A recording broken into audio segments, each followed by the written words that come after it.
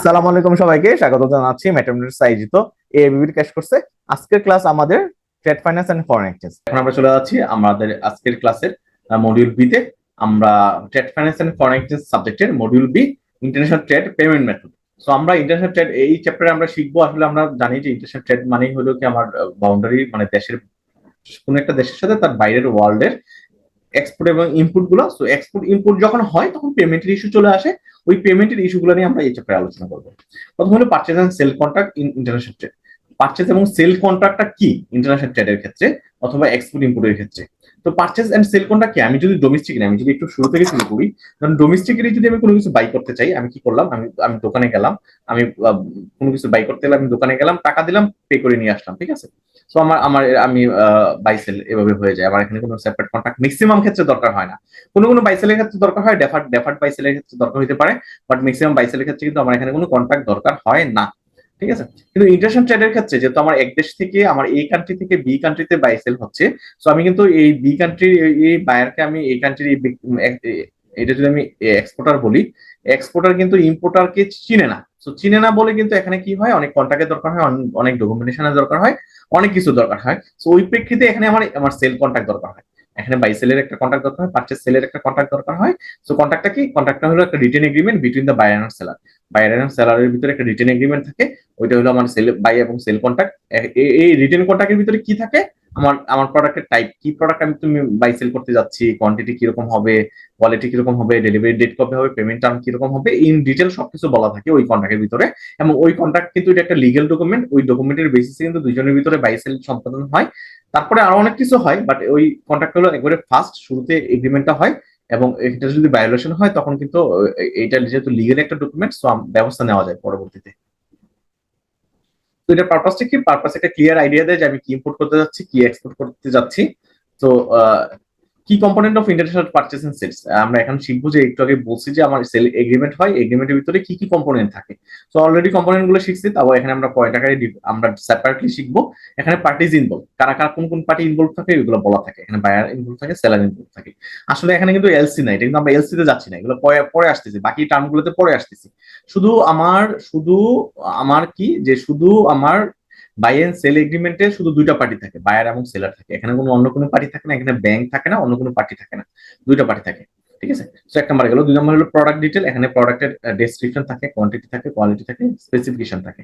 তিন নম্বর হলো প্রাইস থাকে, এখানে কোন প্রাইস আমি বাই সেল করতে যাচ্ছি ওইটা ওইটা ওইটা এখানে বলা থাকে। ডেলিভারি টার্ম বলা থাকে, যে আমার লোকেশন অফ দ্য ডেলিভারি, আমি কোথায় ডেলিভারিটা দিব এটা বলা থাকে। আমার আমার পেমেন্ট টার্ম বলা থাকে, যে আমি কি অ্যাট সাইডে পেমেন্ট করবো না ডেফার্ড পেমেন্ট করবো, আমি বাকিতে সেল করতেছি না অ্যাট সাইডে পেমেন্ট করতেছি, ওগুলো বলা থাকে। আমার শিপিং ইন্স্যুরেন্স এর ব্যাপারে বলা থাকে, যে তারপর কোয়ালিটি স্ট্যান্ডার্ডের ব্যাপারে বলা থাকে, যে আমি required quality condition of product, যে কোন কোন কন্ডিশনের প্রোডাক্ট পেলে, কোন কন্ডিশনের প্রোডাক্ট পেলে আমি পেমেন্ট করবো, আর যদি প্রোডাক্টের কন্ডিশন খারাপ হয় আমি পেমেন্ট করবো না।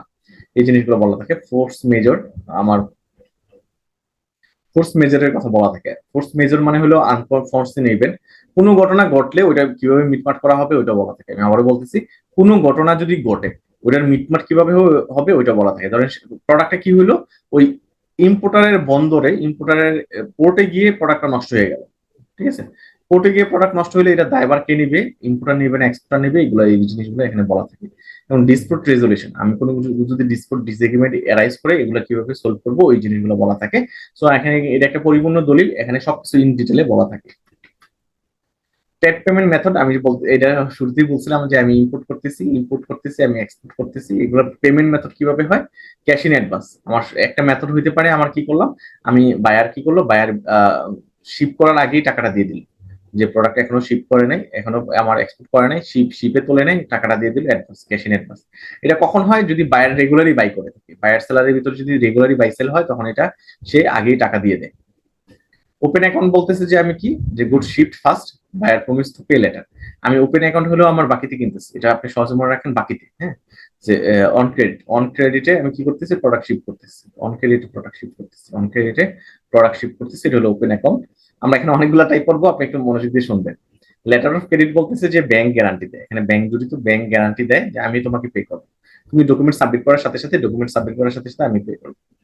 ডকুমেন্টারি কালেকশন বলতেছে যে আমি কি করবে, ব্যাংক এখানে কালেক্ট করে দিবে, ব্যাংক দায়িত্ব নিচ্ছে আমি কালেক্ট করে দিব, অনলি কালেকশন, অনেক কালেকশনে হেল্প করবে।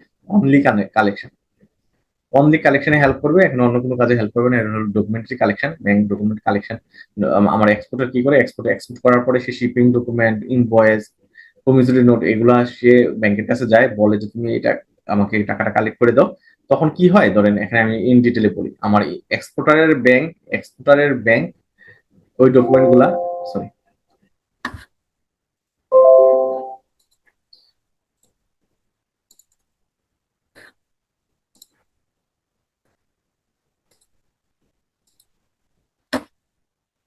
সো এক্সপোর্টারের ব্যাংক যে কথাটা বলতেছিলাম, যে আমার লেটার অফ ক্রেডিট, ডকুমেন্টারি কালেকশনের ক্ষেত্রে ধরেন আমি এক্সপোর্ট করছি, আমি এক্সপোর্টারের ব্যাংকের কাছে গেছি, ব্যাংকের কাছে গিয়ে ডকুমেন্ট সাবমিট করে বললাম তুমি এটা কালেক্ট করে দাও।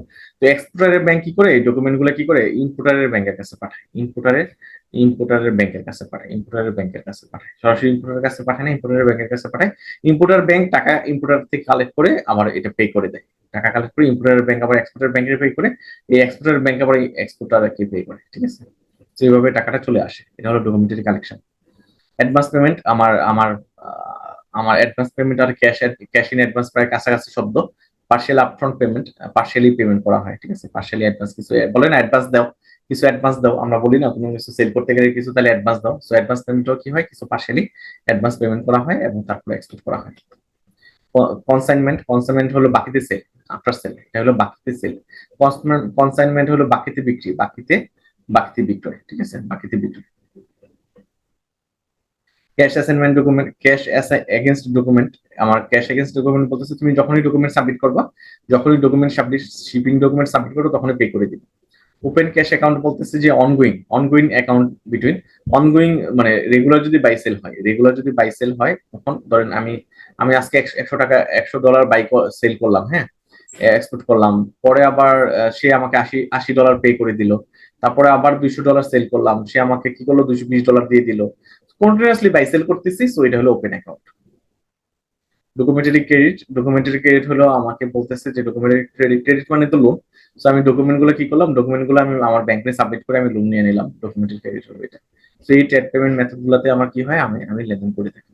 সো ডকুমেন্টারি ক্রেডিট হলো similar to letter of credit, যা আমার এটা লেটার অফ ক্রেডিটের মতোই। আমি ডকুমেন্ট পাওয়ার পরে আমি কি করলাম, আমার ব্যাংকে পাঠাইলাম, আমার ব্যাংক কি করলো, ইম্পোর্টারের ব্যাংকের কাছে দিল, দেওয়ার পরেই সে টাকা দিয়ে দিচ্ছে, ওই ডকুমেন্টের এগেনস্টে সে টাকা দিয়ে দিচ্ছে। প্রিফার ট্রেড ব্যাংক, এখন একটা কথা থাকতে পারে, বিশ্বে তো অনেক লেনদেন হচ্ছে, অনেক এক্সপোর্ট ইম্পোর্ট হচ্ছে, সবচেয়ে কোন মেথডটাকে প্রিফার করা হয়, ব্যবসায়ীরা কোন মেথডটাকে প্রিফার করে, সবচেয়ে প্রিফার করে লেটার অফ ক্রেডিট। কারণ কি, লেটার অফ ক্রেডিট হলো মোর সিকিউর, কারণ এখানে ব্যাংক গ্যারান্টি দিচ্ছে তুমি এক্সপোর্ট প্রসিড আমি দিয়ে দিই। তুমি যখন শিপিং ডকুমেন্ট গুলো সাবমিট করবা, তখন তুমি এক্সপোর্ট ডকুমেন্ট গুলো যখন সাবমিট করো, ডকুমেন্ট পাওয়ার সাথে সাথে যদি অ্যাট সাইড পেমেন্ট হয়, আমি পাওয়ার দেখার সাথে সাথে পেমেন্ট করে দিব। আর যদি ডেফার্ড পেমেন্ট হয়, একটা নির্দিষ্ট সময় পরে অথবা 1 মাস পরে ওইখানে উল্লেখ থাকবে যে 1 মাস পরে আমি তোমাকে পে করে দিব। এখানে ফর সেলার এনশিওর হয় পেমেন্ট আপন মিটিং টার্মটা কি, টার্মটা হলো কন্ডিশন গুলো কি, কন্ডিশন হলো তুমি শিপিং ডকুমেন্ট গুলো পাঠাবা, ডকুমেন্ট দেখে আমি পে করে দিব। বায়ারের ক্ষেত্রে সুবিধা হলো কি, guarantee no payment until required document are presented. তো বায়ারের ক্ষেত্রে সুবিধা হলো, বায়ারের কি সাথে সাথে সে ডলার পে করতে হয় না, সাথে সাথে পে করে না, সে কি করে, ধরেন তার ব্যাংক তো পে করে দিচ্ছে, তো ব্যাংক পে করে তাকে ডকুমেন্ট গুলো তার কাছে দেয়। সরি, আমি উল্টাটা বলছি। ধরেন বায়ারের ক্ষেত্রে কি হয়, বায়ারের ক্ষেত্রে ব্যাংক পে করে দেয়, ডকুমেন্ট পাওয়ার সাথে সাথেই ব্যাংক ডকুমেন্ট পাওয়ার সাথে সাথে ইম্পোর্টারকে পে করে দেয়। তারপর ব্যাংক কি করে, আমার ইম্পোর্টারের কাছে যায়, ইম্পোর্টারকে বলে তুমি ডকুমেন্ট গুলো নাও, তুমি আমাকে পেমেন্ট দাও, ঠিক আছে। তখন এই ইম্পোর্টার কি করে, পেমেন্ট দেওয়ার পরে সে কি করে, ব্যাংক কি করে, ডকুমেন্ট গুলো আবার ট্রান্সফার করে, ডকুমেন্ট গুলো দিয়ে দেয়, ডকুমেন্ট গুলো দেওয়ার পরে ডকুমেন্ট না পাইলে কিন্তু ইম্পোর্টার কি করতে পারবে না, বন্দর থেকে মাল ছাড়াইতে পারবে না, পোর্ট থেকে মাল ছাড়াইতে পারবে না। সো ডকুমেন্ট সে যখন পায় তখনই ছাড়াইতে পারে। সো এই ডকুমেন্ট পাওয়ার জন্য তাকে ইম্পোর্টারকে পেমেন্ট দেওয়া লাগে ব্যাংক থেকে। তখন এই ইম্পোর্টারের সাথে ব্যাংকের একটা অ্যারেঞ্জমেন্ট থাকে, হয়তো বাকি পরে দেয়, এক মাস পরে দিল অথবা সাথে সাথে দিল, এটা ওদের সাথে একটা লেনদেন থাকে আর কি। এটা কেন ফেভারিট, কারণ রিস্ক মিনিমাইজ করে, এটা এটা সেলারের জন্য রিস্ক মিনিমাইজ করে, আমার বায়ারের জন্য রিস্ক মিনিমাইজ করে, ঠিক আছে। এই আসসালামু আলাইকুম। জি, ভাই, একটা ডকুমেন্টারি কালেকশন আর ডকুমেন্টারি ক্রেডিট দুটো জিনিস নাকি? তো ডকুমেন্টারি কালেকশনের মূল কথা হইলো, আমি একটু পেছনে যাই। ডকুমেন্টারি কালেকশনের মূল কথা হলো আমি যেটা বলছিলাম যে এক্সপোর্টারের ব্যাংকে যায়। যে ধরেন বাংলাদেশি কোনো গার্মেন্টস এক্সপোর্টার, সে এক্সপোর্ট করার পরে সব ডকুমেন্ট গুলো বাংলাদেশে তার ব্যাংকে জমা দেয়। তার ব্যাংক কি করে, ইম্পোর্টারের ব্যাংকে পাঠায়। ইম্পোর্টার ব্যাংকে আবার কি করে, ওই ডকুমেন্ট গুলো কি করে ইম্পোর্টারকে দেয়। ঠিক আছে, ইম্পোর্টার এই ডকুমেন্ট পাওয়ার সাথে সাথে ওই টাকাটা, পেমেন্টটা তার তার ব্যাংকে দেয়। তার ব্যাংক কি করে, আমার ইম্পোর্টারের ব্যাংকে দেয়। ইম্পোর্টারের ব্যাংক থেকে আমার এক্সপোর্টারের ব্যাংক আসে। এখানে কোনো লোন ক্রিয়েট হয় না, কেউ লোন দেয় না, কিন্তু টাকাটা কিন্তু ইম্পোর্টার থেকে এক্সপোর্টারের কাছে আসতেছে এই দুইটা ব্যাংকের থ্রুতে আসতেছে, মাঝখানে এই দুইটা ব্যাংক কাজ করতেছে। ঠিক আছে, তো এক্সপোর্টার ব্যাপারটা কি ব্যাংক কি পেমেন্ট গ্যারান্টি দিচ্ছে না এক্ষেত্রে নাকি? না, এখানে কোনো পেমেন্ট গ্যারান্টি নাই, ওইটাই বলতেছি। ডকুমেন্টারি ঠিক আছে। কালেকশনে কোনো পেমেন্ট গ্যারান্টি নাই, এখানে কোনো লোনের ইস্যু নাই। ঠিক আছে, যেমন লেটার অফ ক্রেডিটে পেমেন্ট গ্যারান্টি আছে। হ্যাঁ, এখানেও কিন্তু সেম কাজই হয়, ডকুমেন্ট গুলো আমি আমি এক্সপোর্টারকে ব্যাংকে দিচ্ছি, ব্যাংক কি করে পে করে দেয় সাথে সাথে অ্যাপসাইট হইলে। তারপরে হয় সে হয়তো ওই ইম্পোর্টারের ব্যাংক হয়তো ইম্পোর্টারের কাছ থেকে পরে আদায় করে নেয়। হ্যাঁ, এটা যেভাবেই হোক, কিন্তু এখানে কিন্তু কোনো লোনের ইস্যু নাই, কোনো গ্যারান্টির ইস্যু নাই। এখানে শুধু ডকুমেন্ট হ্যান্ডলিং এর কাজটা এই দুইটা ব্যাংক হেল্প করে থাকে কমিশনের বিনিময়ে। ক্লিয়ার? ক্লিয়ার না হলে বলবেন। Clear clear. তো ক্রেডিটে কি হচ্ছে, ডকুমেন্টারি ক্রেডিটে কি হচ্ছে, ক্রেডিটে হলো সেম জিনিসটাই হচ্ছে, but similar to letter of ক্রেডিটের মতোই, বাট এশিওর পেমেন্ট আপন শোয়িং রিকোয়ার্ড ডকুমেন্ট। আমি এটা আমি ডকুমেন্টারি ক্রেডিটের ক্ষেত্রে আমার এলসি তে কি করতেছি, আমি অ্যাড সাইটে এলসি মানে হইলো আমার এই ডকুমেন্ট গুলো যখন এক্সপোর্টার এক্সপোর্টার যখন ডকুমেন্ট হইলো পাঠায় ইম্পোর্টারের ব্যাংকে, দেখার সাথে সাথে যে পেমেন্ট করে দেয়। হ্যাঁ, আর ডকুমেন্টারি ক্রেডিটের কথা হলো সে গ্যারান্টি দিচ্ছে না, আমি অ্যাড সাইডে গ্যারান্টি দিচ্ছে না, বাট সে আপনাকে লোন দিবে। ইম্পোর্টারকে সরি এক্সপোর্টারকে সে সে ক্রেডিট দিবে, আমার ডকুমেন্ট পাওয়ার সাথে সাথে সে ক্রেডিট দিবে। ওটা হলো ডকুমেন্টারি ক্রেডিট।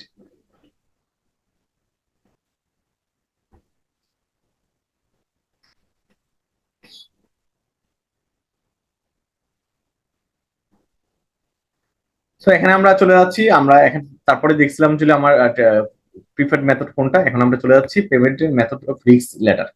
আমার অনেকগুলো পেমেন্ট মেথড শিখছি, তাই না? পেমেন্ট মেথডের কোনটা বেশি রিস্কি? তো ক্যাশ ইন অ্যাডভান্স হলো লোয়েস্ট রিস্ক, আমরা এটা হলো এক্সপোর্টারের ভিউ পয়েন্ট থেকে পড়তেছি। এক্সপোর্টারের জন্য কোনটা রিস্কি, ওই ভিউ পয়েন্ট থেকে পড়তেছি, কারণ আমি তো দেখেন এক্সপোর্টার কিন্তু মালটা শিপ করে দিচ্ছে, সে কিন্তু টাকা পাবে কিনা না পাবে ওই রিস্কে থাকে সবসময়। ইম্পোর্টারের তো সমস্যা নাই, ইম্পোর্টার ডকুমেন্ট পাবে, মাল পাবে, তারপর পেমেন্ট করবে, বাট রিস্কে থাকে হলো এক্সপোর্টার। সে একটা এলসি পাওয়ার পরে অথবা একটা কন্ট্রাক্ট পাওয়ার পরে অথবা এগ্রিমেন্ট হওয়ার পরে সে এটা প্রডিউস করে, এটা ব্যাংকের লোন নিয়ে হোক যেভাবে হোক, সে প্রডিউস করার পরে এটা শিপমেন্ট করার পরে ধরেন শিপে অনেক কিছু করতে পারে। সো সেই সবসময় রিস্কে থাকে বেশি। তো আমার ক্যাশ ইন অ্যাডভান্সে কি হচ্ছে, তার লয়ার রিস্ক, তার তো কোনো রিস্ক নেই, সে তো আগেই টাকা পেয়ে গেছে। লেটার অফ ক্রেডিটে হলো মডারেট রিস্ক বিয়ার করে, ডকুমেন্টারি কালেকশন মডারেট রিস্ক বিয়ার করে, ওপেন অ্যাকাউন্টে হাই রিস্ক বিয়ার করে। ওপেন অ্যাকাউন্টে তো আমি বাই সেল কন্টিনিউসলি করতেছি, আমি বাই করতেছি, সেল করতেছি, কোনো এক সময় গিয়ে দেখা গেল যে আমি $100 পাই। হ্যাঁ, আমি $100 পাই এক্সপোর্টার, কিন্তু যে বায়ার ছিল এখানে মাঝখানে কোনো ব্যাংক নাই, যে বায়ার ছিল সে নাই, উদা হয়ে গেছে বা দেউলিয়া হয়ে গেছে, তখন কিন্তু তার $100 লস। তো এটা হাই রিস্ক, ওপেন অ্যাকাউন্টটা হাই রিস্ক এক্সপোর্টারের জন্য। কনসাইনমেন্ট, বাকিতে বিক্রিটাও হাই রিস্ক, আমি বাকিতে সেল করতেছি, মাঝখানে সে যদি নাই হয়ে যায়। তারপর cash against document high risk. তো এই তিনটা এই পড়াটা আমরা আমরা খুব সহজে মনে রাখবো। এক্সপোর্টার কি কি প্রিকশনস নেয় তার রিস্কটা মিনিমাইজ করার জন্য। আমি একটু আগে বলছিলাম সবচেয়ে রিস্কে থাকে এক্সপোর্টার, কারণ সে কি করে, সেই জিনিসটা প্রডিউস করতে তার টাকা দরকার হয়, সে প্রডিউস করার পরে সে শিপমেন্ট করার পরে সে হয়তো টাকা পায়। ঠিক আছে, তো সে বেশি রিস্কে থাকে ইম্পোর্টারের চেয়ে। ইম্পোর্টার তো আমি শুধু এগ্রিমেন্ট করলাম, আমার জিনিস লাগবে তুমি প্রডিউস করে দাও, তারপরে সে কিন্তু আহ এখানেই শেষ। তো এখানে রিসার্চ এবং ডিউ ডিলিজেন্স ফলো করা দরকার হয় এক্সপোর্টারে। আমি রিসার্চ করবো আসলে বায়ার অথেন্টিক বায়ার কিনা, সে যে এলসিটা দিছে। এখন অনেক মাত্রায় হইতে পারে এক্সপোর্ট, এলসির মাধ্যমে হইতে পারে, ক্যাশ ক্রেডিট হইতে পারে, অন্য মেথড হইতে পারে, শুধু এগ্রিমেন্ট দিয়ে হইতে পারে। হ্যাঁ, সেল কন্ট্রাক্টের মাধ্যমে কিন্তু এক্সপোর্ট হয়ে থাকে। তো সবসময় যে এলসির মাধ্যমে হয় নট নেসেসারি। তো আমি এই কারণে আমার তাকে কি করতে হবে, এলসির মাধ্যমে হইলেও আমি রিসার্চ করা লাগবে বায়ার আসলে অথেন্টিক কিনা। ঠিক আছে, ডিউ ডিলিজেন্স, আমার যা যা ডকুমেন্ট ধরেন আমি আমি আমি আমার সেল এগ্রিমেন্ট থাকবে, এলসি আমি নেওয়ার চেষ্টা করব। ঠিক আছে, অন্যান্য ডকুমেন্ট গুলো ঠিকভাবে ইনভয়েস নিব, তাই না? প্রোফর্মা ইনভয়েস নিব, তারপর হলো মেন ইনভয়েস নিব। সো ইনভয়েস সব ডকুমেন্ট, আমার লিগেল ডকুমেন্ট গুলো ডিউ ডিলিজেন্স অনুযায়ী আমি কি করব, তার সাথে এগ্রিমেন্টে যাওয়ার পরে আমি এক্সপোর্টে আমি প্রোডাকশনে যাব। ক্লিয়ার কন্ট্যাক্টটা ক্লিয়ার থাকা লাগবে, প্রপার ডকুমেন্টেশন, সব ডকুমেন্ট আমার মেনশন করা লাগবে, ইন্স্যুরেন্স থাকা লাগবে, লিগেল অ্যাসিস্ট্যান্স থাকা লাগবে। আমি যে ডকুমেন্টগুলো সেল কন্ট্রাক্ট যদি থাকে, সেল কন্ট্রাক্ট যদি আমার লিগেলি হয়, তখন আমি কিন্তু ইন্টারন্যাশনাল আদালতে আমি মামলা করতে পারবো ইম্পোর্টারের নামে, সে যদি প্রোডাক্ট না নেয় পরে। কমিউনিকেশন, আমার এখানে কমিউনিকেশনে গ্যাপ থাকা যাবে না। তো আমরা আরেকটা পরে চলে যাচ্ছি, comparing bank payment obligation and supply chain finance. ব্যাংকের পেমেন্ট অব্লিগেশন এবং সাপ্লাই চেইন ফাইন্যান্সের ভিতর ডিফারেন্সটা কি?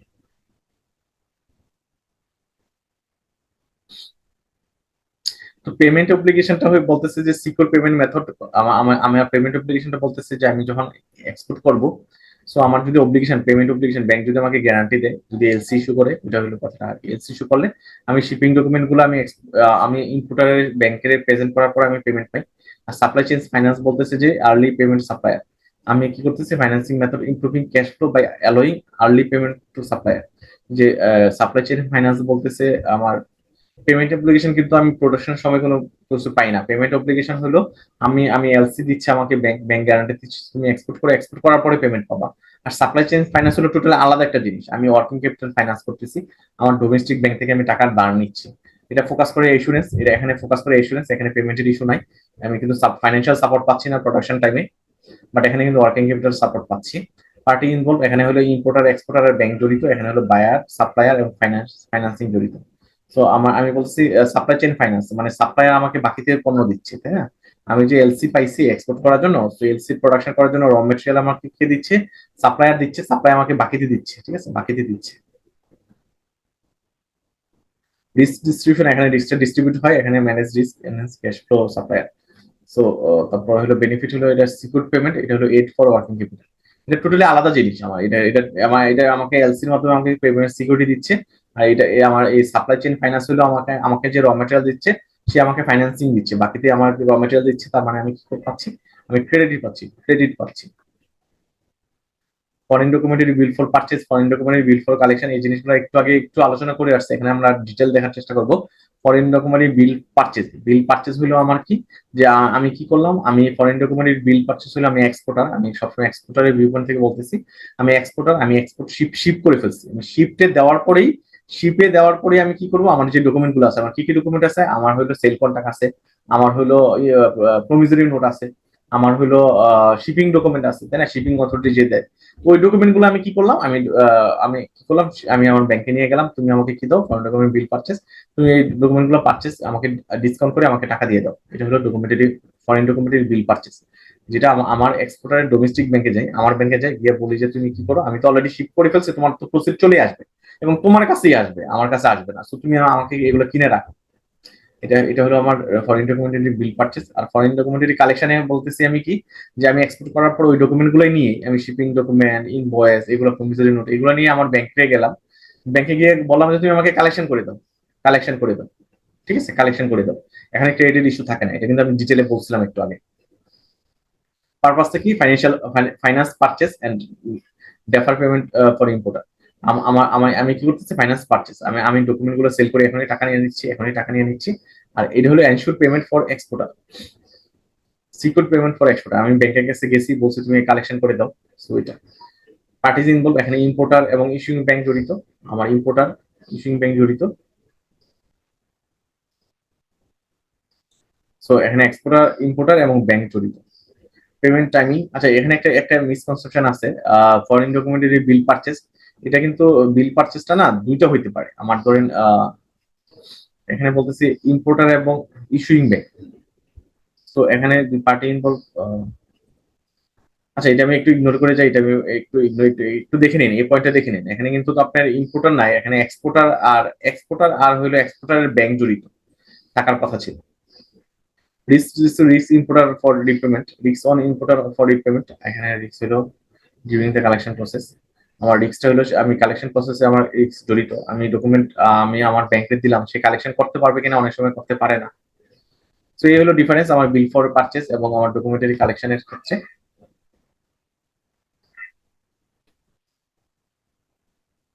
ক্যাশ ইন অ্যাডভান্সের রিস্ক প্রোটেকশন ফর এক্সপোর্টার, এটা আমরা ইন ডিটেলে আমরা একটু আগে পড়ে আসছি, এখানে আমরা খুব বেশি যাব না।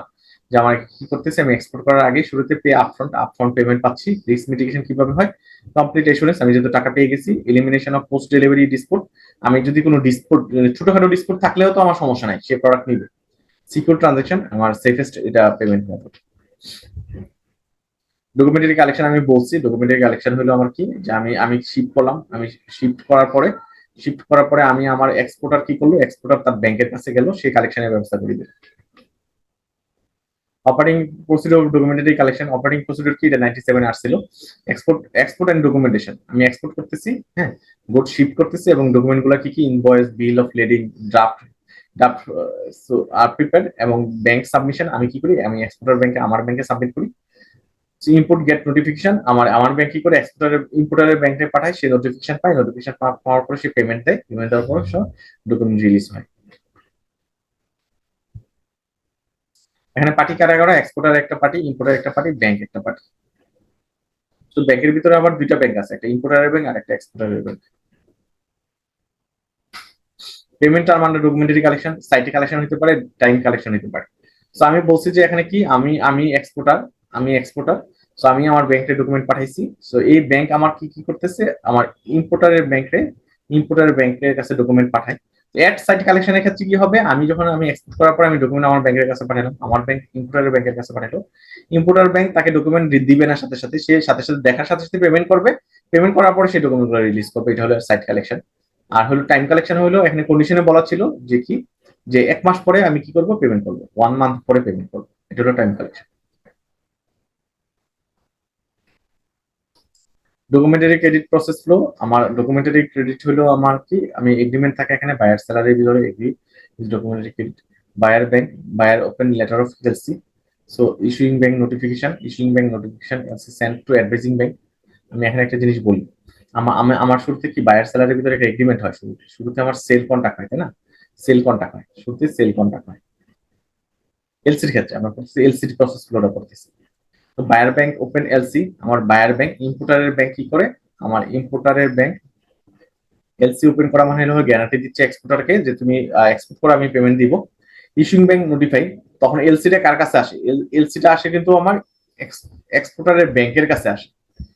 অ্যাডভাইজিং ব্যাংক হলো আমার এক্সপোর্টারের ব্যাংকে আমি অ্যাডভাইজিং ব্যাংক বলছি।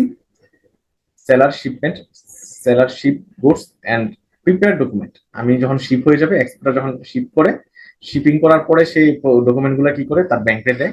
সো ওইভাবে কালেকশনটা চলে আসে।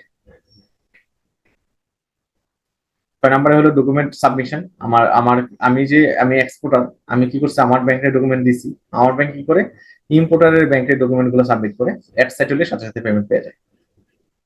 অ্যাডভাইজিং ব্যাংক চেক, এখানে মাঝখানে কিন্তু ডকুমেন্ট গুলো কিন্তু অ্যাডভাইজিং ব্যাংক ভেরিফাই করে, কারণ আমার এক্সপোর্টার কিন্তু not expert about the document. Exporter কিন্তু এলসি বুঝে না, সে তার হয়তো ওই এক্সপার্টিস নাই, বাট আমার অ্যাডভাইজিং যে ব্যাংক, আমার এক্সপোর্টারের যে ব্যাংক, বাংলাদেশের যে ব্যাংক, সে কিন্তু এগুলো চেক করে থাকে। পেমেন্ট, পেমেন্ট নিয়ে অলরেডি কথা বলছি, কিভাবে পেমেন্ট হয়। গুড রিসিপ্ট, গুড তখনই রিসিভ করবে যখন ডকুমেন্ট গুলো পাবে, ডকুমেন্ট পাওয়ার পরে আমার ইম্পোর্টার তার ব্যাংকের সাথে লেনদেন করে সেই ডকুমেন্ট গুলা নিবে। ডকুমেন্ট যখন নিয়ে যাবে, ডকুমেন্ট যখন কোর্টে দেখাবে, তখন ডকুমেন্ট গুডস ইয়ে হবে, ছাড় ছাড় দেওয়া হবে। সেই 10টা প্রসেস ফ্লো এর মাধ্যমে আমি কি করতেছি, আমি এলসির সেটেলমেন্টটা হচ্ছে, আমার পুরো এক্সপোর্ট প্রসেসটা হচ্ছে। খুব সহজ একটা পড়া, আপনি একটু কনসেপ্টের মনে রাখার চেষ্টা করুন। প্রোটেকশন অফার ডকুমেন্টারি ক্রেডিট ক্ষেত্রে, এলসির ক্ষেত্রে, ডকুমেন্টারি ক্রেডিট মানে তো এলসি, সো এলসির ক্ষেত্রে কি কি প্রোটেকশন আছে। এক্সপোর্টার প্রোটেকশন, এক্সপোর্টার কি প্রোটেকশন পায়, ব্যাংক গ্যারান্টি পেমেন্ট, আমাকে এক্সপোর্টার ব্যাংক গ্যারান্টি দিচ্ছে। ইম্পোর্টার প্রোটেকশন কি, আমার টাকা লাগে না। ইম্পোর্টারের প্রোটেকশন হলো আমার যদি কাছে ক্যাশ নাও থাকে, আমার কাছে ক্যাশ না থাকলেও আমার কি, আমি প্রোডাক্ট গুলো পাই, হ্যাঁ, ব্যাংক আমাকে সাপোর্ট করে। এবং আমার এখানে কিন্তু সে ইম্পোর্টার কিন্তু তখনই পে করে যখন তার গুড ম্যাচ করে এগ্রিমেন্টের সাথে। ডকুমেন্টারি ক্রেডিট আর ডকুমেন্টারি কালেকশন, এটা তো আমরা পড়ে আসছিলাম একটু আগে, তাই না? আচ্ছা, ডকুমেন্টারি ক্রেডিট হলো আমার এলসির সাথে আমার ডকুমেন্টারি কালেকশনের যে ডিফারেন্সটা, সো এটা আমরা অলরেডি জানি। আমরা তারপর একবার দেখি পেমেন্ট ইস্যুরেন্স, আমার এলসি কি করতেছে, ব্যাংক গ্যারান্টি পেমেন্টের গ্যারান্টি দিচ্ছে, আর এখানে ডকুমেন্টারি কালেকশনে কালেকশন করে দিবে একটু বলতেছে, গ্যারান্টি দিচ্ছে না। Risk distribution, bank issued payment risk, exporter bear the payment. আমার এক্সপোর্টার কিন্তু সে নিজে রিস্ক বিয়ার করতেছে, এখানে ব্যাংকের কাছে কিন্তু রিস্ক যাচ্ছে না। পেমেন্ট টাইমিং, আমার গ্যারান্টিটা ডকুমেন্ট কমপ্লায়েন্স যদি ঠিক থাকে, ডকুমেন্ট যদি ঠিক থাকে, সে পেমেন্ট পেয়ে যায়।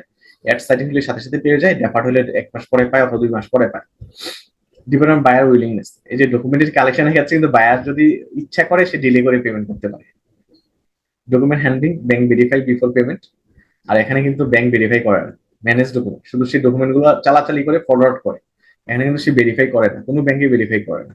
আমার এক্সপোর্টারের ব্যাংকও ভেরিফাই করে না, ঠিক আছে, ইম্পোর্টারের ব্যাংকও ভেরিফাই করে না। সে শুধু ডকুমেন্ট গুলো এক্সপোর্টারের কাছ থেকে ডকুমেন্ট নেয় ব্যাংক, এবং এই ব্যাংকের কাছে ফরওয়ার্ড করে, এই ব্যাংকের কাছে ফরওয়ার্ড করে, এই ব্যাংকও কি করে ডকুমেন্ট গুলো ইম্পোর্টারের কাছে দিয়ে দেয়। এক্সপোর্টার কন্ট্রোল, এখানে লিমিটেড কন্ট্রোল ওভার ডকুমেন্ট, এখানে retain control over document. Importer protection, এখানে good verified before payment. Importer কিন্তু এখানে প্রোটেকশন পায়, যেহেতু ব্যাংক ভেরিফাই করার দায়িত্বটা নেয়, বাট এখানে কিন্তু সে ভেরিফাই করে না। আমরা আরেকটা পরে চলে আসছি, common discrepancy shipping document. Shipping ডকুমেন্টের কিছু ডিসক্রিপেন্সি থাকে। আমার শিপিং ডকুমেন্ট কোনগুলা, আমরা এগুলা ইন ডিটেলে একটু পরে আলোচনা করবো। শিপিং ডকুমেন্ট হলো আমি যখন প্রোডাক্টটা গোডসটা যখন শিপে দেই, গোডসটা যখন শিপে দেই, গোডস যখন শিপে দেই, তখন শিপার কি করে আমাকে শিপিং ডকুমেন্ট দেয়। বিল অফ শিপিং ডকুমেন্ট হলো এয়ারওয়ে বিল হইতে পারে, এয়ারওয়ে বিল হইতে পারে। হ্যাঁ, তো যদি আমি এয়ারে পাঠাই, শিপে পাঠাইলেও শিপিং ডকুমেন্ট হয়। তো এগুলোতে কিছু ডিসক্রিপেন্সি থাকতে পারে। কমন ডিসক্রিপেন্সি হয় কি, তোমার নেম এন্ড অ্যাড্রেস ভুল, mismatch between detail buyer and seller and consign. অনেক সময় শিপার তো দিয়ে থাকে, এটা এই শিপিং ডকুমেন্টটাকে ইস্যু করে থাকে, শিপার ইস্যু করে থাকে। তো শিপার অনেক সময় ভুল করে থাকে, ঠিক আছে। যে আমার অনেকগুলো ডকুমেন্টের শুরুতে কি, আমার এক্সপোর্ট ইম্পোর্টের শুরুতে কি হয়, আমার সেল কন্ট্যাক্ট হয়, আমি একটু ইন ডিটেলে বলতেছি। সেল কন্ট্যাক্ট হয়, ঠিক আছে, শুরুতে সেল কন্ট্যাক্ট হয়। সেল কন্ট্যাক্ট হওয়ার পরে এলসি ইস্যু করে। এলসি হওয়ার পরে কি হয়, আমার ইনভয়েস, সরি, এলসির আগে আমার ইনভয়েস হয়, প্রোফর্মা ইনভয়েস হয়, ইনভয়েস হয়। তারপর এলসি ইস্যু করে। এলসি ইস্যু করার পরে কি আরো আরো কি থাকতে পারে, তো এই 3টা ডকুমেন্টের কথা বলে। তো এই 3টা ডকুমেন্ট, সেল কন্ট্রাক্টে যে পরিমাণ নাম, যার নাম, এক্সপোর্টার ইম্পোর্টারের নাম আছে, এখানে কোয়ান্টিটি আছে। ইনভয়েসেও কিন্তু এক্সপোর্টার ইম্পোর্টারের নাম থাকে, কোয়ান্টিটি থাকে। এলসি তে কিন্তু ডিটেইলে বলা থাকে। তো এই হওয়ার পরেও শিপার কি করলো, শিপিং অথরিটি হয়তো এক্সপার্ট না, সে হয়তো কোনো ভুল করতে পারে, অনেক সময় ভুল করে থাকে শিপিং অথরিটি। তার শিপিং ডকুমেন্ট লেখার ক্ষেত্রে কি কি ভুল করতে পারে, ইনকারেক্ট নেম অ্যাড্রেস, সে mismatch between detail buyer and seller concerning, যেগুলো আমার এলসির সাথে নাও মিলতে পারে। ইনকারেক্ট ডেট, আমার শিপমেন্ট এক্সপায়ারি ডেট যদি আমার না মিলে ইয়ার সাথে, এলসির সাথে, ডকুমেন্ট ওমিশন, কোনো ডকুমেন্ট যদি বাদ দিয়ে দিই আমি। নন কমপ্লায়েন্স ডিসক্রিপেন্সি, আমি যদি কোনো নন কমপ্লায়েন্স ডিসক্রিপেন্সি পাই, গুড ডেসক্রিপশনে যদি কোনো ভুল করে shipping authority. Incomplete unsigned document, কোন ডকুমেন্ট ইস্যু করছে কিন্তু সাইন করে নাই। আমি শিপিং ডকুমেন্ট এয়ারওয়ে বিল ইস্যু করছে, এয়ারওয়ে বিল ইস্যু করছে এয়ার অথরিটি, বাট সাইন করে নাই, তাহলে হবে না। প্রেজেন্টেশন টাইম ফ্রেম, আমার submitted beyond the stipulated time frame in letter of credit, আমার টাইম ফ্রেম যদি ক্রস করে যায়, এটা একটা ডিসক্রিপেন্সি। আমি ধরেন আমার আমার এলসি তে বলা ছিল, 22শে সেপ্টেম্বর তুমি শিফট করবা, কিন্তু আমি কি করছি 24শে সেপ্টেম্বর গিয়ে শিফট করছি, তো এটা একটা ডিসক্রিপেন্সি হবে।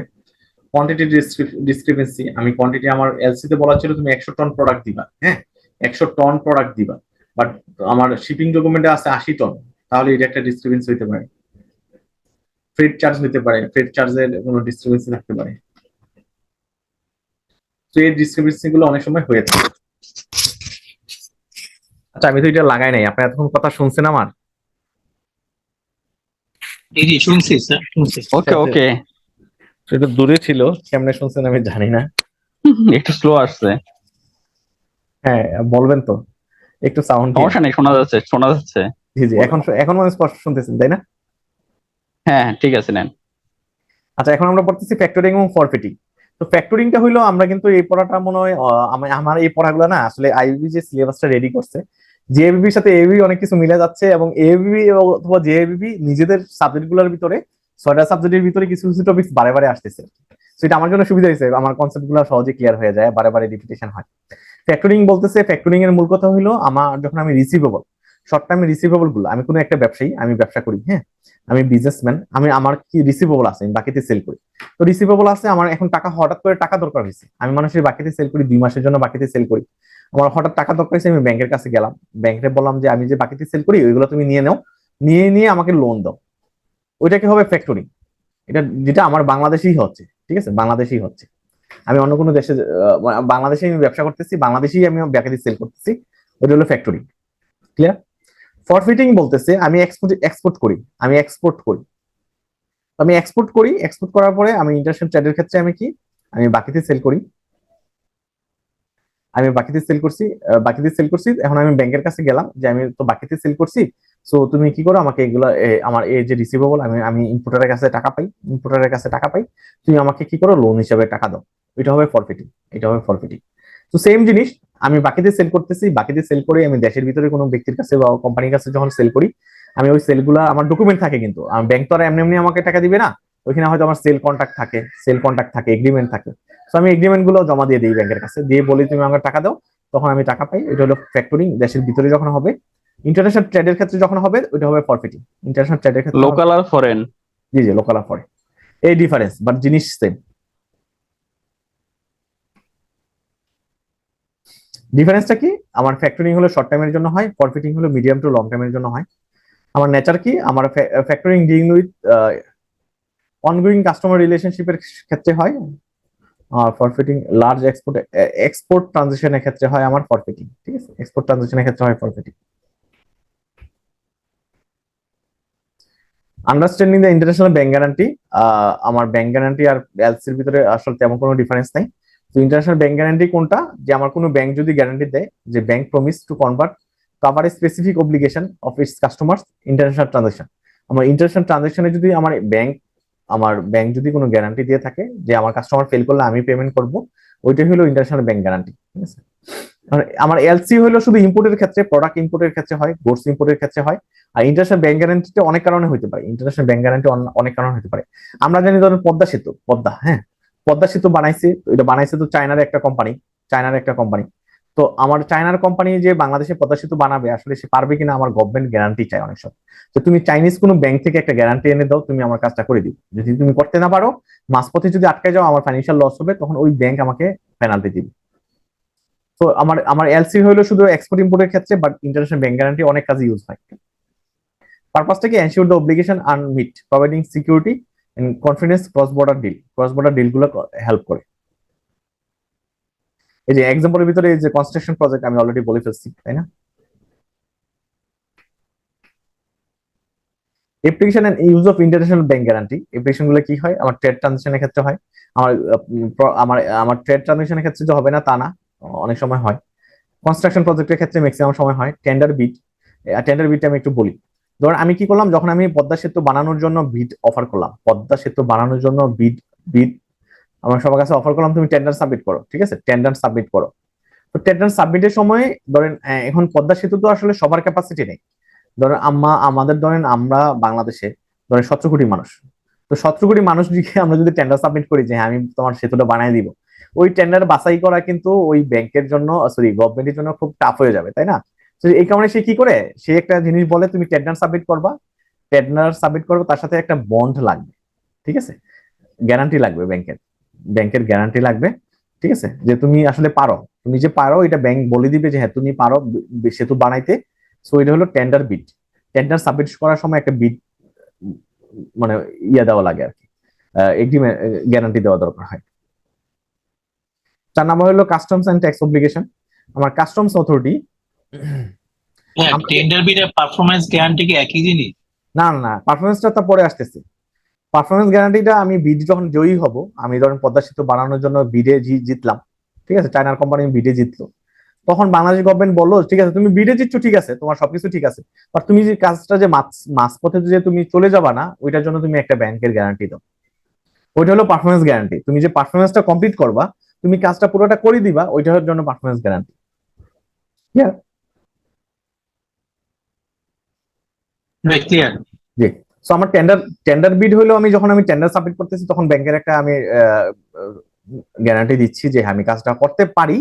আর আমি যখন টেন্ডারে জিতে যাব, তখন পারফরমেন্স করার জন্য আবার আরেকটা গ্যারান্টি লাগবে। কাস্টমস এন্ড ট্যাক্স অব্লিগেশন, আমার কাস্টমস অথরিটি, আমি ধরেন বাংলাদেশে গাড়ি আমদানি যারা করে, তো একটা গাড়ি তো 200% ট্যাক্স, তাই না? তো অনেক ট্যাক্স চলে আসে। তো কাস্টমস এন্ড ট্যাক্স অব্লিগেশন বলতেছে যে আমার কাস্টমসে যে তোমার গাড়িগুলো আসছে, তুমি যে আসলে ছাড়া করায় নিবা, একটা সময় পরে ছাড় করে নিবা।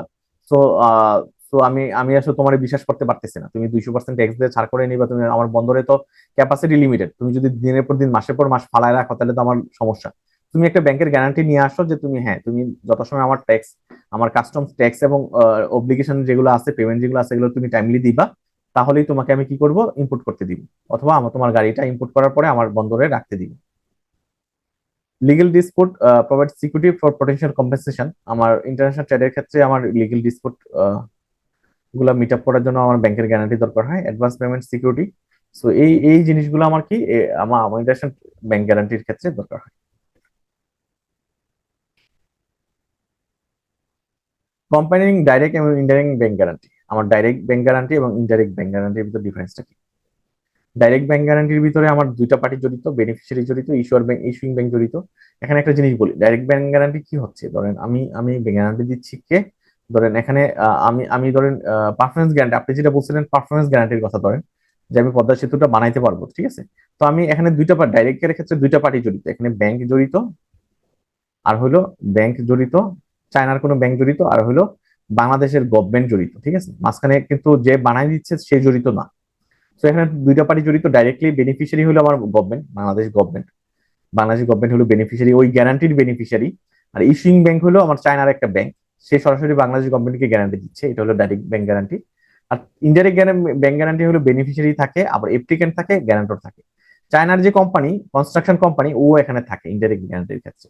তো এখানে চাইনিজের যে কনস্ট্রাকশন কোম্পানি, সে কি করে, সে তার ব্যাংকে যায়, গিয়ে রিকোয়েস্ট করে তুমি আমাকে একটা গ্যারান্টি দাও। তখন এই কনস্ট্রাকশন কোম্পানির সাথে তার ব্যাংকের একটা এগ্রিমেন্ট থাকে, ওই অনুযায়ী সে কি করে, বাংলাদেশ গভর্নমেন্টকে সে ইয়া দেয়, গ্যারান্টি দেয়। Payment responsibility, directly responsible for beneficiary. আমার আমার এখানে কোনো মাঝখানে কিন্তু আমি ওই যে কনস্ট্রাকশন কোম্পানি তার কাছে যায় না, ব্যাংক সরাসরি বেনিফিশিয়ারি পে করে দেয় কোনো যদি ফেল করে। Liable only applicant default. এখানে এটা ডিফারেন্সটা আমি বলতেছি আর একটু পরে। লায়াবল অনলি অ্যাপ্লিক্যান্ট ডিফল্ট, এখানে যদি কনস্ট্রাকশন কোম্পানি ফেল করে তখনই শুধু ব্যাংক কি করে আমার পেনাল্টি দেয়। আর এখানে হলো কি, যেখানে আমার কনস্ট্রাকশন কোম্পানি ফেল করুক আর ফেল করুক যাই করুক, এখানে পেমেন্টটা সরাসরি পায়। এখানে হলো আমার অ্যাপ্লিকেন্টের ফেলের সাথে যে রিলেশন আছে, আর এখানে ফেলের সাথে রিলেশন নাই। Payment trigger, beneficiary claim without involving applicant. এখানে অ্যাপ্লিকেন্টের সহজ কথা হলো, এখানে কি ডাইরেক্ট গ্যারান্টিতে অ্যাপ্লিকেন্টের ইয়াটা কম, ইনভলভমেন্টটা কম, ঠিক আছে। এখানে অ্যাপ্লিকেন্টের ইনভলভমেন্টটা বেশি।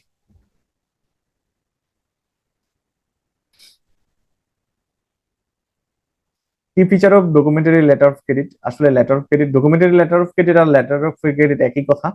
কি ফিচার কি, এটা পেমেন্ট এসুরেন্স থাকে, এটাতে ডকুমেন্টারি রিকোয়ারমেন্ট হয়, আমার invoice, bill of exchange, leading, এই জিনিসগুলো ডকুমেন্ট দিলেই আমি আসলে এলসি আমি পেমেন্ট দিচ্ছি।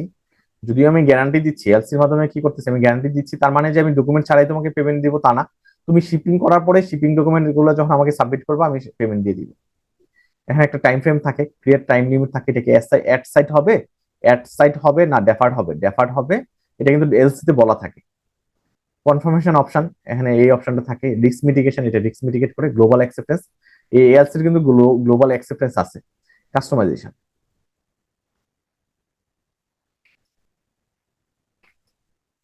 Advantage of documentary letter of credit. Advantage গুলা কি কি, আমরা এগুলোকে পুরানো পড়া, আমরা অলরেডি পড়ে আসছি। এখানে পেমেন্ট এসুরেন্স থাকে, রিস্ক মিটিগেশন থাকে, ডকুমেন্ট রিকোয়ারমেন্ট থাকে, টাইম ফ্রেম থাকে, সো আমার গ্লোবাল অ্যাকসেপ্টেন্স থাকে, কাস্টমাইজেশন থাকে। এখানে দেখেন অ্যাডভান্টেজ এবং কি ফিচার কিন্তু সেম, অ্যাডভান্টেজ এবং কি ফিচার গুলো সেম, সো আপনি একটা পেলে আরেকটা অ্যান্সার হয়ে যাচ্ছে।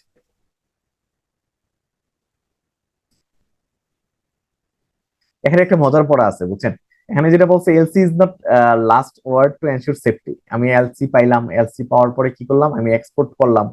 তো এটা যে একবারে এক্সপোর্টারের যে সেফটি তা না, এটা যে এক্সপোর্টারের সেফটি তা না, শুধু এলসি দিলে যে সে সিকিউর হয়ে গেল তা না। কেন সিকিউর হবে না? কারণ এখানে কি আমার অনেকগুলো ফ্যাক্টর আছে, যেমন কস্ট জড়িত। আমাকে এখানে কিন্তু আমার যে যে গ্যারান্টি দিচ্ছে সে কিন্তু অনেক কস্ট, সে কিন্তু এমনি এমনি দিচ্ছে না, এখানে কিন্তু সে কমিশন খাচ্ছে যদিও আমার ইম্পোর্টারের কাছ থেকে কমিশন খাচ্ছে, বাট ইম্পোর্টার কিন্তু ইম্পোর্টারে যে কস্ট বেড়ে যাচ্ছে, কস্ট বেড়ে যাওয়ার কারণে কিন্তু এক্সপোর্টারের প্রোডাক্টের প্রাইসও কমে যাচ্ছে, তাই না? তারপরে ডকুমেন্টারি কমপ্লায়েন্স, আমি আমার আমার ডকুমেন্ট যদি কমপ্লাইড হইতে না হয়, এলসি টার্ম অনুযায়ী যদি ডকুমেন্ট আমি সাবমিট করতে না পারি, আমি কিন্তু পেমেন্ট পাই না। মার্কেট চেঞ্জ, আমার মার্কেট চেঞ্জ হয়ে যেতে পারে, অনেক ঘটনাই ঘটতে পারে, ঠিক আছে। ডিসপুট, আমার কোনো ডিসপুট অ্যারাইজ হইতে পারে। হ্যাঁ, আমার এলসি তে একটা কন্ডিশন ছিল, আমি অল্প একটু এদিক সেদিক হয়ে যেতেই পারে, সো এটার কারণে কিন্তু আমার পেমেন্ট না পেতে পারি। বায়ার প্রোটেকশন, তো buyers protection doesn't guarantee product quality. Bankruptcy risk, আমার ওই ব্যাংক যদি ব্যাংক্রাপ্ট হয়ে যায়, অথবা যদি কোনো কারণে যদি বায়ার বায়ার যদি ইম্পোর্টার যদি ব্যাংক্রাপ্ট হয়ে যায়, তখন কিন্তু ওই বায়ারের ব্যাংক কিন্তু পে করতে চায় না, অথবা বায়ারের ব্যাংক যদি প্রবলেমে পড়ে যায়, তাহলে আমার ওই গ্যারান্টি কোনো কাজে লাগে না। টাইম কনজিউমিং, আসলে এলসি ওপেন করে প্রোডাক্ট এক্সপোর্ট করা খুব টাইমের ব্যাপার হয়। ফ্রড রিস্ক, এখানে কিন্তু ফ্রড ফরজারিও অনেক সময় হয়ে থাকে। তো যদিও আমি বলতেছি এলসি আমাকে সিকিউরিটি দিচ্ছে, বাট সিকিউরিটি দেওয়ার পরে কিন্তু আমি অনেক সময় কি হয় না, আমার এই শর্টেজ গুলো থেকে থাকে।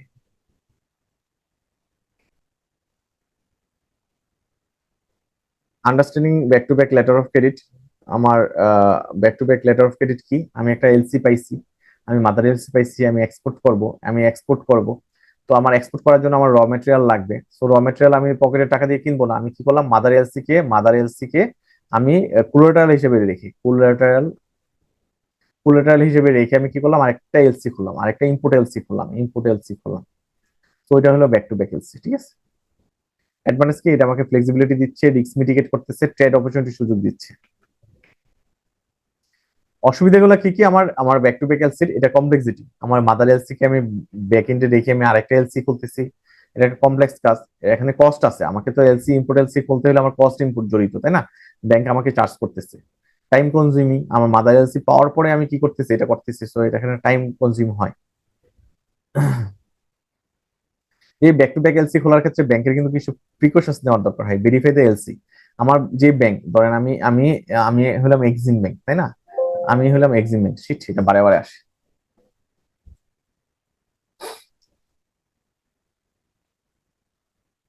সো আমি হলাম এক্সিম ব্যাংক, সো আমার এক্সিম ব্যাংক তো আমার ব্যাক টু ব্যাক এলসি খুলবে, তাই না? একটা মাদার এলসির এগেনস্টে ব্যাক টু ব্যাক এলসি খুলবে। আমার মাদার এলসি যদি ফেক হয়, তাহলে কিন্তু সমস্যা আছে, এই কারণে আমাকে মাদার এলসিটাকে আগে ভেরিফাই করা লাগবে। দুই নাম্বার হলো সিকিউরড কোলাটারাল, আমার কিন্তু ওই যে মাদার এলসি কে আমি কোলাটারাল হিসেবে রেখে করি, ঠিক আছে। তো এটা সিকিউর করা লাগবে, আমার আন্ডারে নিয়ে আসা লাগবে। প্রপার ডকুমেন্টেশন, আমার ডকুমেন্টেশন মেনটেন করা লাগবে, তার সাথে আমার একটা এগ্রিমেন্ট হবে, বিল অফ এক্সচেঞ্জ, তো আমার প্রমিসরি নোটে সাইন করা লাগবে। তো letter of credit back to back এলসির ভিতর ডিফারেন্স কি, আমার লেটার অফ ক্রেডিট হলো আমার ইম্পোর্টার এক্সপোর্টার জড়িত, ঠিক আছে। এখানে হলো থ্রি পার্টি জড়িত, ইম্পোর্টার এক্সপোর্টার এবং অ্যাডভাইজিং ব্যাংক জড়িত।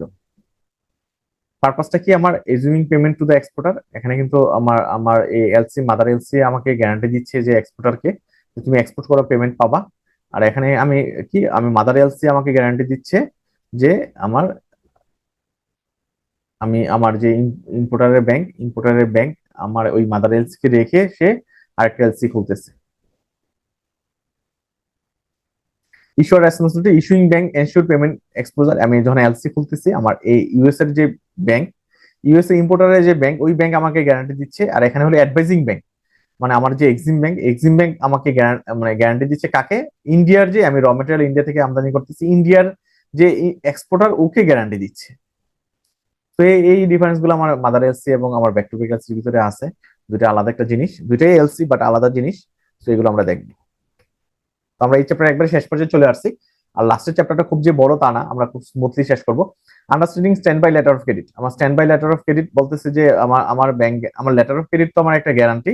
Stand by letter of credit হলো আমি যদি একটা টেনর পর্যন্ত, আমি ধরেন standby letter of credit হলো আমার bank guarantee for payment if the applicant default on obligation. So আমার স্ট্যান্ড বাই এটা সবসময় থাকে, স্ট্যান্ড বাই থাকে, সবসময়ের জন্য থাকে। তো এই পড়াগুলো পারপাস, এই পড়াগুলো খুবই কমন, আমার এগুলো প্রোটেক্ট। ভাইয়া আসসালামু আলাইকুম। জি আচ্ছা ভাই, বাংলাদেশে স্ট্যান্ড বাই এলসি প্র্যাকটিস আছে? কি আমাকে শুনতে পাচ্ছেন? জি জি, শুনতে পাচ্ছি। আচ্ছা, বাংলাদেশে কি স্ট্যান্ড বাই এলসি প্র্যাকটিস আছে অ্যাভেলেবল? আচ্ছা, এটা আমার রিয়েল লাইফে কি হচ্ছে, আমি আমি এক্সপোর্টে কাজ করছিলাম, আমি এক্সপোর্টে কাজ করছি 14 সালে। আমি অবশ্যই এক্সপোর্ট রিয়েলাইজেশনে ছিলাম, গুলশান ব্রাঞ্চে। সো এখন কেউ আছেন আপনার এখানে যারা ক্লাস করতেছেন, যারা এক্সপোর্টে কাজ করেন, অথবা standby letter of credit আছে, একটু অ্যান্সার দিবেন। আমি আছি, কিন্তু পাই নাই আমি। তাহলে এটা আমার থিওরিটিক্যালি বাইরে কান্ট্রিতে হয়তো প্র্যাকটিস আছে, বাংলাদেশে নাই আর। আমি দুটোতেই কাজ করতেছি গত 1 বছর ধরে। জি জি জি। কিন্তু এটা ভাই, আমি আমি standby letter of credit পাই নাই। লেকচার শুনছিলাম যে একটা জায়গায় যে বাংলাদেশের স্ট্যাম্প লেকচার মানে স্ট্যাম্প এলসিটা নাই, এটা অনেক ঝুঁকিপূর্ণ নাকি, আর বাংলাদেশে এটা অ্যালাউ না। বুঝতে এটা পারছি। তো ওয়ান কাইন্ড অফ গ্যারান্টি। না কিন্তু গ্যারান্টিটা কি একটা লিমিট পর্যন্ত দেওয়া হয়, ধরেন আপনি হ্যাঁ হ্যাঁ। মানে একটা ধরেন 200 ডলার পর্যন্ত মানে সবসময়ের জন্য স্ট্যান্ড বাই থাকে আর কি। তো যেহেতু লিমিট না, তো লিমিটের এবিউজ হয় হয়তো, এই কারণে হয়তো দেয় না আর কি। কারণ জি ধরেন জি, ওই নর্মাল তো একটা এলসি তো লিমিট। ধরেন, আমি $100 ইম্পোর্ট করবো স্পেসিফিকলি, ওই $100 ইম্পোর্টের সাথে জড়িত, বাট স্ট্যান্ড বাইটা তো হলো ওই লিমিট পর্যন্ত সে যতটা এলসি খুলতে পারে, যত কন্ট্যাক্ট হুম। করতে পারে। তো এটা একটু মানে জি, ওই ব্যাংকের কারণে যদি দেয় না নাকি, অ্যালাউ না আর কি, করতে পারে। লিমিট হিসাব থাকে না আর কি, হুম হুম লিমিট অ্যাবিউজ হয়ে যায়। হুম। সো পারপাসটা কি, provide safety net non payment and, আমার পারপাসটা কি, যে ভেরিয়াস সিনারিওতে আসলে স্ট্যান্ড বাই ক্রেডিটটা ইউজ হয়। কোন কোন সিনারিওতে হয়? কন্ট্রাক্ট অফ পারফরমেন্স, কন্ট্রাক্টের ক্ষেত্রে ইউজ হয়। পেমেন্ট প্রোটেকশনের ক্ষেত্রে ইউজ হয়। টেন্ডার বিডের ক্ষেত্রে ইউজ হয়, যেটা আমরা একটু আগে পড়ে আসছি। আমরা লিগেল ডিসপুট ক্ষেত্রে ইউজ হয়। সো আমার নর্মাল এলসি গুলো বা গ্যারান্টি গুলো যে ক্ষেত্রে ইউজ হয়, এটাও ওই ক্ষেত্রে ইউজ হয়, বাট এটা একটা লিমিট পর্যন্ত ইউজ করা যায় আর ডিফারেন্স হলো এটা। এটা ডিফারেন্সটা কি, অর্ডিনারি এলসির সাথে স্ট্যান্ড বাই লেটার অফ ক্রেডিটের ডিফারেন্স কি? নন পারফরমেন্স ফোকাস, যে আমার standby letter of credit cover default LC assured payment. আমার standby letter of credit হলো কাভার ডিফল্ট, ডিফল্ট হইলেও আমাকে কি ব্যাংক বাধ্য থাকে ওই লিমিট পর্যন্ত পে করতে। বাট এলসি হলো এশুড পেমেন্ট, শুধু আমার পেমেন্টের এসুরেন্স দিচ্ছি। কিন্তু আমি যখন পেমেন্টের এসুরেন্স দিচ্ছি, তার মানে না আমার পকেট থেকে দিব, আমি ইম্পোর্টারের কাছ থেকে নিয়েই দিব। ঠিক আছে। But standby letter of credit বলতেছে যে পেমেন্ট ইম্পোর্টার ডিফল্ট হলেও আমি দিচ্ছি। Uses context, standby letter of credit are versatile, আমার বিভিন্ন কাজে ইউজ হয়। আমার বিডের ক্ষেত্রে ইউজ হয়, টেন্ডারের ক্ষেত্রে ইউজ হয়, পারফরমেন্স গ্যারান্টির ক্ষেত্রে ইউজ হয়। আর আমার নর্মাল এলসিটা শুধু ট্রেড বাই সেলের ক্ষেত্রে ইউজ হয়, ইম্পোর্ট এক্সপোর্টের ক্ষেত্রে ইউজ হয়। ট্রানজাকশন টাইপস হলো আমার standby letter of credit cover border range scenery.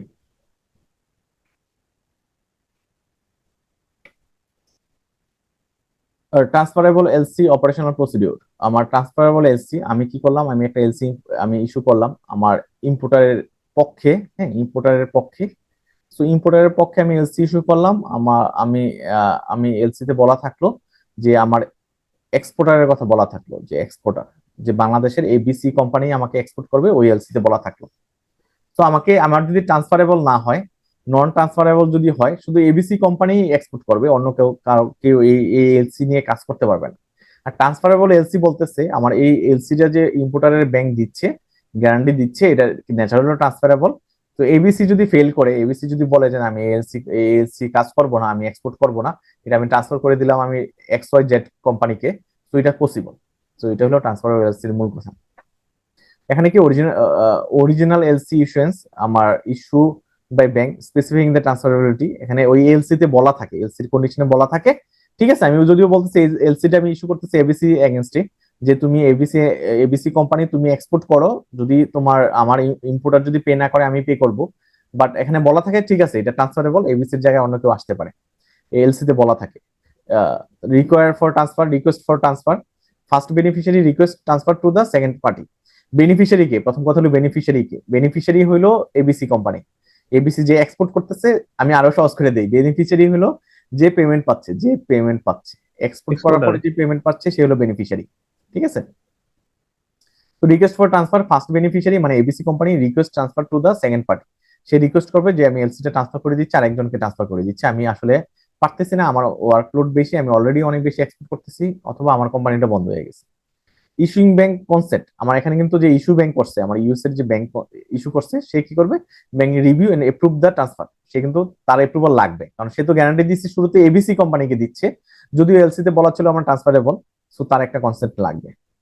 Negotiation two second beneficiary, তো bank inform the second beneficiary of the LC detail.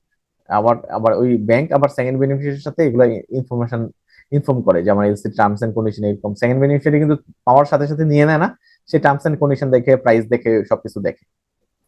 Presentation of document, তো আমার সেকেন্ড বেনিফিশিয়ারি শিপড গুড, এখন এটা তো same তাই না, আমার তো এক্সপোর্টার যখন আমার ডকুমেন্ট প্রেজেন্ট করবে তখনই পেমেন্ট পাবে। সো এটা আমার ফার্স্ট বেনিফিশিয়ারি হোক, সেকেন্ড বেনিফিশিয়ারি হোক, that does not matter.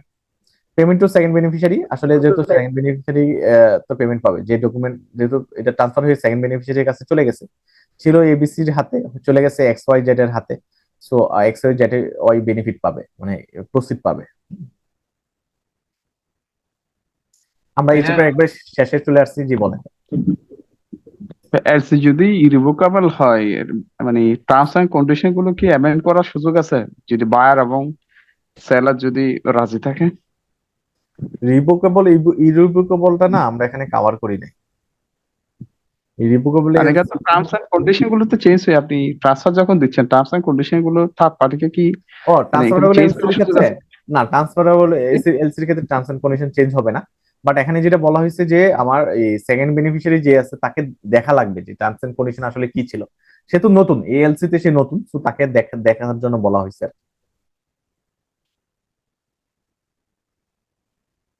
এলসিটা transfer কি বায়ারা করবে নাকি সেলারে করবেন? বেনিফিশিয়ারি করবে, যে কোনো বেনিফিশিয়ারি করবে। হ্যাঁ সেলার করবে, এক্সপোর্টার করবে আর কি। আমরা সেলার টার্মটা ইউজ করবো না, এক্সপোর্টার টার্মটা ইউজ করবে, এক্সপোর্টার করবে। কিন্তু এক্সপোর্টার ট্রান্সফার করবে ঠিক আছে, কিন্তু কনসেন্ট লাগবে আমার আমার ইস্যুইং ব্যাংকের, সরি এলসি ইস্যুইং ব্যাংকের কনসেন্ট লাগবে। ক্লিয়ার? জি জি ক্লিয়ার। এখন ধরেন আমার বেনিফিশিয়ারি যে ট্রান্সফার করতেছে, এক্সপোর্টার ট্রান্সফার করতেছে, এখন এক্সপোর্টার তো নিজে নিজে করতে পারবে না। সে বলবে হয়তো আমার ইম্পোর্টারকে কমিউনিকেট করবে যে আমি পারতেছি না তোমার প্রোডাক্টটা দিতে, এক্সপোর্ট করতে, আমি আরেকজনকে ট্রান্সফার করে দিচ্ছি। তখন তার সাথে ওই নতুন বেনিফিশিয়ারির সাথে এক্স ওয়াই জেড এর সাথে হয়তো আবার আবার সেল কন্ট্রাক্ট হবে, ইম্পোর্টারের সেল কন্ট্রাক্ট হবে, ইনভয়েস দেওয়া নেওয়া হবে, দেওয়া নেওয়া হওয়ার পরে আমি কি যাবো, ইস্যুইং ব্যাংকের কাছে যাব যে তুমি কি করো, আমাকে আমি ট্রান্সফার করতেছি, তুমি অনুমতি দাও। ক্লিয়ার? জি ক্লিয়ার। ইউপাস এলসি এবং ইউজেন্স এলসি। তো ইউপাস এলসি হলো usance payable at sight letter of credit. তো এটা হলো এট সাইটে আমি পেমেন্ট হবে, আমি যখন আমি যখন ডকুমেন্ট গুলো সাবমিট করব আমার ইমিডিয়েটলি পেমেন্ট হবে। আর হলো ইউজেন্স এলসি হলো স্পেসিফিক ফিউচার ডেটে সাবমিট হবে, ওইটা এলসি তে বলা থাকবে। আমার 1 মাস পরে আমি ডকুমেন্ট সাবমিট করা 1 মাস পরে পেমেন্ট হবে না 2 মাস পরে পেমেন্ট হবে, এটা এলসি তে বলা থাকবে। সাইট পেমেন্ট আমার ইউজেন্স এর ক্ষেত্রে আমার সাইট পেমেন্ট হয়, ইমিডিয়েটলি পেমেন্ট হয়, এটা হলো ডেফার্ড পেমেন্ট হয়। ইউজেন্স পিরিয়ড নট স্পেসিফিক পিরিয়ড আমার এট সাইটে হয় যেহেতু সাথে সাথে দিয়ে দিচ্ছে, এখানে কোনো আমার পিরিয়ড থাকে না, বাট এখানে একটা পিরিয়ড থাকে। পেমেন্ট রিস্ক, এখানে মিনিমাম পেমেন্ট রিস্ক যেহেতু এট সাইটে হচ্ছে আমার পেমেন্ট রিস্ক কম, আমি সাথে সাথে দিয়ে দিচ্ছি। এখানে কিন্তু রিস্কটা বাড়ে, আমি যত দেরিতে পাবো, আমি প্রোডাক্ট দিয়ে দিচ্ছি, আমি যত দেরিতে পেমেন্ট পাবো তো না পাওয়ার সম্ভাবনা বেড়ে যায়, না পাওয়ার সম্ভাবনা বেড়ে যায়। ফ্লেক্সিবিলিটি, কুইক পেমেন্ট এখানে সাথে সাথে হয়, এখানে কিন্তু আমার অফার পেমেন্ট টাইমিং আমি একটা টাইম ফ্রেম দেই, ওই টাইমের পরে গিয়ে পেমেন্ট করে। বায়ার কমিটমেন্ট, এখানে ইমিডিয়েট ফান্ড অ্যারেঞ্জমেন্ট রিকোয়ারমেন্ট হয়। আমার যে বায়ার, ইউএস এর যে বায়ার, তার সাথে সাথে টাকা দরকার দরকার হয়, ডলার দরকার হয় পেমেন্ট করার জন্য। Buyer can plan for future, সে কিন্তু একটা সময় পায় পেমেন্টের জন্য।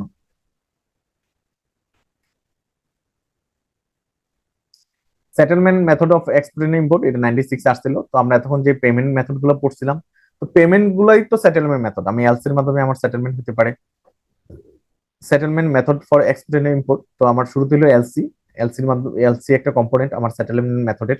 এলসি তে যেভাবে বলা থাকবে, যে টার্মস এন্ড কন্ডিশন বলা থাকবে, এট সাইট হলে এট সাইট, এখানে যে প্রাইস বলা থাকবে, এখানে যে অ্যামাউন্ট বলা থাকবে, ওইভাবে সেটেলমেন্ট হবে। সেল কন্ট্রাক্ট আমার যে প্রাইস বলা থাকবে, যে অ্যামাউন্টের কথা বলা থাকবে, যে কোয়ান্টিটির কথা বলা থাকবে, ওইগুলো ওইভাবে আমার সেটেলমেন্ট হবে। অ্যাডভান্স পেমেন্ট আমার একটা সেটেলমেন্ট মেথড হিসেবে কাজ করে। রিসলভিং ডিসক্রিমেন্সি ইন এক্সপোর্ট বিল নেগোসিয়েশন। তো এখানে একটা সিনারিও দিছি আমি, হ্যাঁ ধরো এটা লাস্ট, এই চ্যাপ্টারের লাস্টের পড়া। এক্সপোর্ট বিল ইউএসডি হলো আমার 30,000 dollar, reject due to insurance policy issued 17 June এবং 2 days আফটার দ্য এত শিপমেন্ট ডেট। তো এখানে একটা মিসম্যাচ পাইছে আর কি, হ্যাঁ। মিসম্যাচটা কি, একটা সিনারিওটা কি, যে আমার 30,000 ডলার, আমি কি 30,000 ডলার পরিমাণে আমি এক্সপোর্ট করছি। তো ইন্স্যুরেন্স পলিসি কি হয়েছে, আমি যখন শিপিং যখন করি, তো শিপে ওঠার সাথে সাথে শিপে আমার আমার এলসি তে বলা ছিল যেদিন শিপে উঠবে প্রোডাক্ট, তখন এর থেকে আমার ইন্স্যুরেন্স কাভারেজ পাবো। আমি আবারও বলতেছি, এলসি তে বলা ছিল যেদিন শিপে উঠবে, তো আমার শিপে উঠলে তো আমার কি, আমার শিপে ওঠার সাথে সাথে আমি ইন্স্যুরেন্স কাভারেজ পাবো। শিপ যদি ডুবে যায়, শিপে যদি ফায়ার আগুন লাগে, তো আমি যেদিন শিপে পণ্য উঠবে তখন থেকে আমি ইন্স্যুরেন্স কাভারেজ পাবো। তো এখানে যেটা হয়েছিল, ইন্স্যুরেন্স ডকুমেন্টে আমার লেখা হলো 17 জুন, আর শিপিং ডকুমেন্টে শিফট হয়েছে লেখা হলো 15 জুন। তো ওই 2 দিনে কিন্তু তাহলে আমার আমার আমার যে ইম্পোর্টার, সে তো রিস্কে থাকলো, তাই না? ওই 2 দিন যদি জিনিসটা পড়ে যেত, ওই 2 দিন যদি এটা ওই শিপটা ডুবে যাইতো, তাহলে হয়তো ইন্স্যুরেন্স কাভারেজ পাইতো না, তাই না? এই কারণে কি হলো, আমার পেমেন্ট আটকাই দিল। তাহলে এই সিনারিতে আমি কিভাবে এটা সলভ হবে, ক্লিয়ারিফিকেশন গুলা কি কি? Contact the customer to understand the delay in insurance issuance, যে আমি আমার কন্টাক্ট করা লাগবে কাস্টমারের সাথে, কেন আসলে ডিলেতে ইন্স্যুরেন্স ডেটটা ডিলে হয়েছে। Collect supporting document, explain the delay, আমি সাপোর্টিং ডকুমেন্ট আমি কালেক্ট করব। তারপর হলো আমার negotiating with the issuing bank, আমার ইস্যুইং ব্যাংকের সাথে নেগোশিয়েট করবো, নেসেসারি অ্যামেন্ডমেন্ট দিয়ে আমি আসলে এই $30,000 টাকাটা নিয়ে আসবো। দেখছেন, একটা ইন্স্যুরেন্স ডকুমেন্টের ডেটের কারণে কিন্তু পেমেন্টটা আটকায় যেতে পারে। এই ডিসক্রিপেন্সি গুলো থাকা যাবে না, এই ডিসক্রিপেন্সি গুলো মিট আপ করা লাগবে। সো করে আমি কি করবো, টাকাটা ছাড় করায় নিয়ে আসবো। সো এই ছিল এই চ্যাপ্টারের আলোচনা। সো এই ছিল আজকে ক্লাসের আলোচনা। সো আমরা এখন কোশ্চেন অ্যান্সার সেশনে চলে যাব। সো সবাই ভালো থাকবো, আমি রেকর্ডিংটা অফ করে দিচ্ছি। সো সবাই ভালো থাকবেন, দেখা হবে অন্য কোনো ক্লাসে।